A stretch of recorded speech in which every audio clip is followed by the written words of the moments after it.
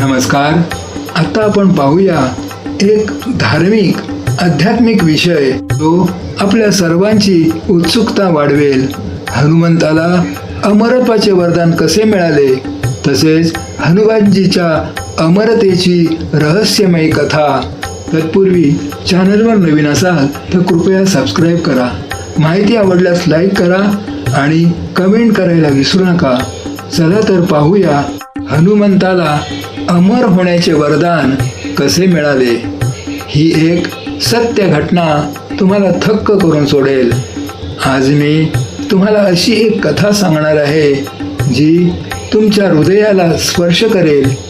ही कथा आहे आपल्या लाडक्या हनुमानजींची, त्यांच्या अमरतेची आणि त्या वरदानाची ज्याने त्यांना युगायुगांपासून आपल्यामध्ये राहण्याचा अधिकार दिला.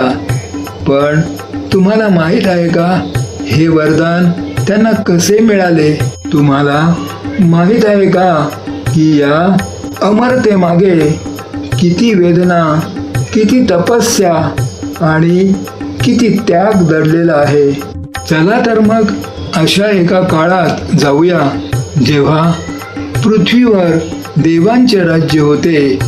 आकाशात उडणे ही सामान्य गोष्ट होती आणि जेव्हा एका छोट्या वानर बालकामध्ये अफाट शक्ती दडलेली होती. नमस्कार प्रिय प्रेक्षकांनो, मी गजानन पुन्हा एकदा तुमचे स्वागत करतो तुमच्या आपल्या भाविक भक्तिमय या चॅनलवर. मित्रांनो, आज आम्ही एक नवीन कथा आणि नवीन व्हिडिओ घेऊन तुमच्या सेवेत आलो आहोत. आजची कथा अत्यंत ज्ञानवर्धक आणि प्रेरणादायी आहे. कथा सुरू करण्यापूर्वी तुम्हाला एक विनंती आहे. शास्त्रात असे म्हटले आहे की अपूर्ण सोडलेली कथा दुःख आणि पापांचे कारण ठरते. त्यामुळे हा व्हिडिओ शेवटपर्यंत नक्की पहा आणि जर तुमच्या आईवर मनापासून प्रेम असेल तर या व्हिडिओला लाईक करा, चॅनलला सबस्क्राईब करा आणि कमेंटमध्ये बजरंगबली लिहून आपला पाठिंबा दर्शवा. हनुमानजीचे बालपण आणि सूर्याला गिळण्याचा प्रयत्न. तर मित्रांनो, कोणत्याही विलंबाशिवाय सुरू करूया आजची प्रेरणादायी कथा. त्रेतायुगातील तो सुवर्ण काळ होता जेव्हा किष्किंधाच्या डोंगरामध्ये एका असामान्य बालकाचा जन्म झाला होता. माता अंजनीच्या पोटी जन्माला आलेल्या या बालकाला पाहून संपूर्ण वानर समाज थक्क झाला होता. हा कोणताही सामान्य मुलगा नव्हता. त्याच्या चेहऱ्यावर एक वेगळीच चमक होती. डोळ्यामध्ये अनंत खोली होती आणि शरीरात अशी शक्ती होती जिचा अंदाजही लावता येत नव्हता. पण शक्तीसोबतच बाळपणाचा निष्पापपणाही होता. छोट्या हनुमानाला आपल्या शक्तीची जाणीवच नव्हती. ते खेळायचे, बागडायचे आणि मस्तीही करायचे. पण एके दिवशी अशी घटना घडली ज्याने त्यांचे संपूर्ण आयुष्य बदलून टाकले. सकाळची वेळ होती. सूर्यदेव आपल्या सोनेरी रथातून पूर्व दिशेला उगवत होते.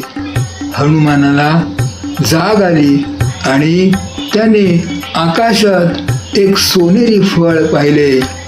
त्यांना वाटले की हे एखादे चविष्ट फळ आहे जे त्यांच्यासाठी लटकत आहे. भुकेने व्याकुळ होऊन ते लगेच आकाशात उडाले. हो मित्रांनो, तुम्ही बरोबर ऐकले. छोटा हनुमान सूर्याच्या दिशेने आकाशात झेपावला. ज्यांचा वेग इतका प्रचंड होता की देवही थक्क झाले.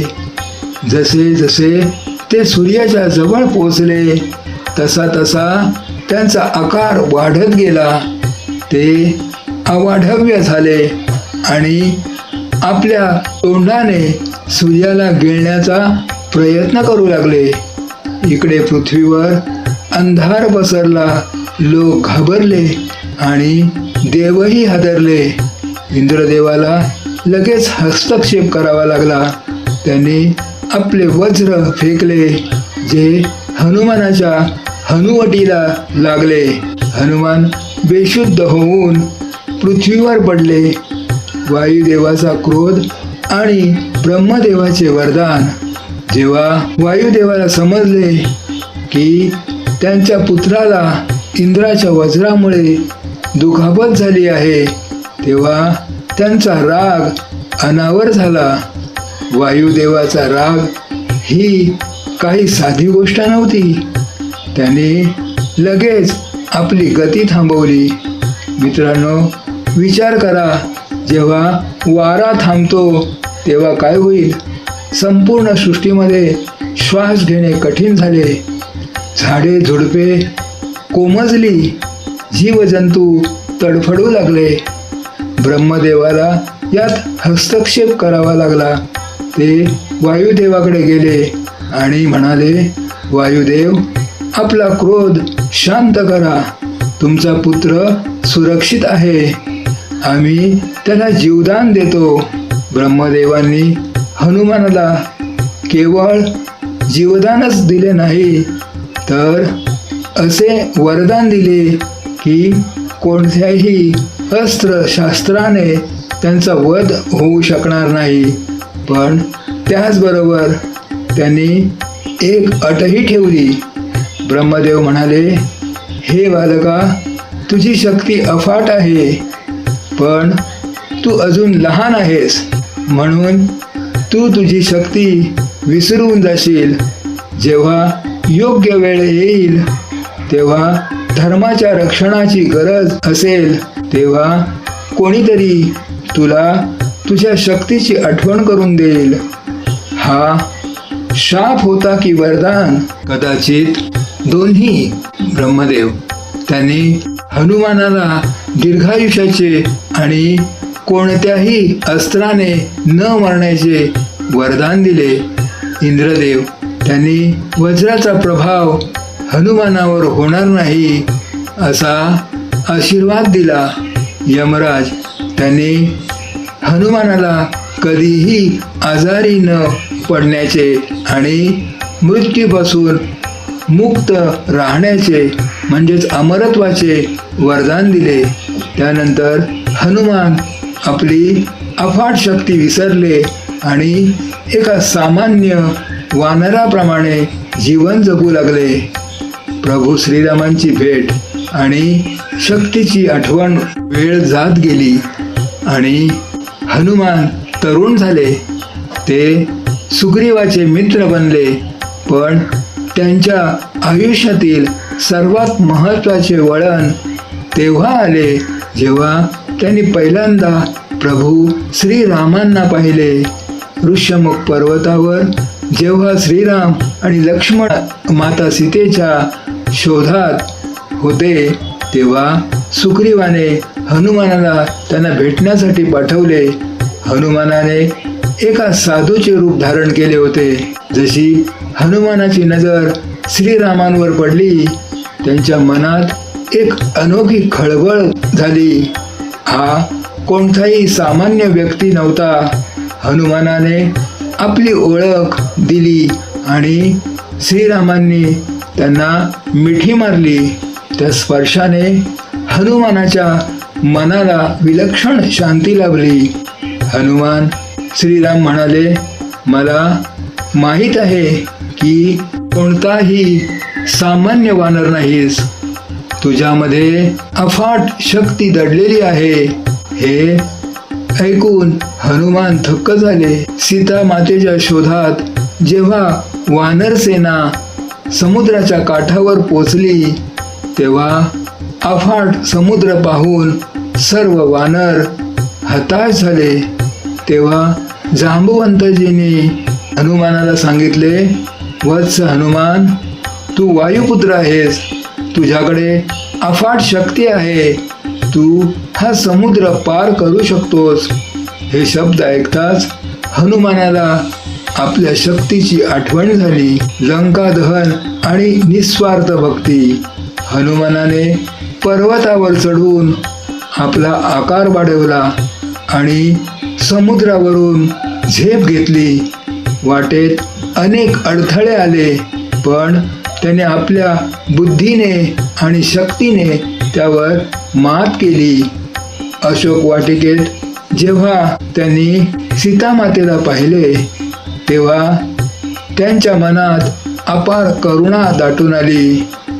सीतेने हनुमानाला आपले चूडामणी दिले आणि सांगितले की राम तुझ्याशिवाय अपूर्ण आहेत आणि तू रामाशिवाय. या शब्दांनी हनुमानामध्ये भक्तीचा अग्नी प्रज्वलित झाला. हनुमानजींनी निस्सीम भक्ती आणि त्यांनी दिलेले आनंद वार्ता ऐकून माता सीता प्रसन्न झाली. तिने हनुमानजींना आशीर्वाद दिला, अजर अमर गुणनिधी सूत होऊ, करहू बहुत रघुनायक छोऊ. अर्थ, हे पुत्रा, तू अजर, कधीही वृद्ध न होणारा, अमर आणि गुणांची खाण हो. प्रभू श्रीराम तुझ्यावर नेहमीच कृपा करोत. या वरदानामुळे हनुमानजींना 8 चिरंजीवीपैकी एक मानले जाते. त्याने लंकेत धुमाकूळ घातला, रावणपुत्र अक्षय कुमारचा वध केला आणि जेव्हा रावणाच्या सैनिकांनी त्याच्या शेपटीला आग लावली, तेव्हा त्याने संपूर्ण लंका जाळून खाक केली. रामायण युद्धात हनुमानाचे योगदान अतुलनीय होते. जेव्हा लक्ष्मण मूर्छित झाले, तेव्हा हनुमानच होते ज्याने संजीवनी बुटी आणण्यासाठी द्रोणागिरी पर्वत उचलून आणला. रावणाच्या वधानंतर जेव्हा श्रीराम अयोध्येला परतले, तेव्हा हनुमानाला वाईट वाटले, कारण त्यांना माहीत होते की श्रीरामांचा हा अवतार संपणार आहे. चिरंजीवी होण्याचे वरदान. एके दिवशी श्रीरामांनी हनुमानाला एकांतात बोलावले आणि विचारले, तुला काय हवे आहे? हनुमान म्हणाले, प्रभू, मला काहीही नको, फक्त तुमची भक्ती माझ्या मनात कायम असावी. श्रीराम हसले आणि म्हणाले, हनुमान, तुझी इच्छा पूर्ण होईल, पण यासाठी तुला एक किंमत मोजावी लागेल. माझा हा अवतार संपत आहे, पण माझी कथा, माझे नाव युगायुगापर्यंत चालू राहावे असे मला वाटते.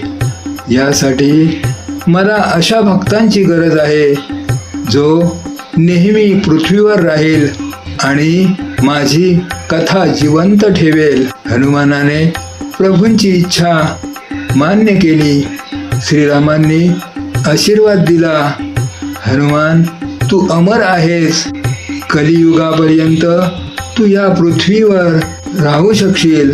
जिथे जिथे माझी कथा होईल, जिथे जिथे माझे भजन होईल, तिथे तू नक्की उपस्थित राहशील.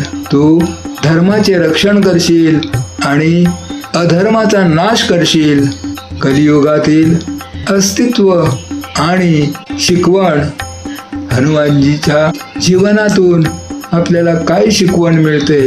खरी शक्ती तीच आहे जी इतरांच्या सेवेसाठी वापरली जाते. खरी भक्ती निस्वार्थ असते. संकटाच्या वेळी धैर्याने सामोरे जावे. आजही कोट्यावधी लोकांची हनुमानजींवर श्रद्धा आहे. हनुमान चालिसाचे पठण केल्याने मनात शांती मिळते आणि आत्मविश्वास वाढतो. ते संकटमोचन आहेत, कारण ते प्रत्येक संकटातून मुक्ती देतात. प्रिय मित्रांनो, हनुमानजीच्या जीवनाचा संदेश हाच आहे की निस्वार्थ सेवा हाच जीवनाचा सर्वात मोठा धर्म आहे. ही कथा तुम्हाला आवडली असेल तर नक्कीच लाईक करा आणि कमेंटमध्ये जय श्रीराम लिहा.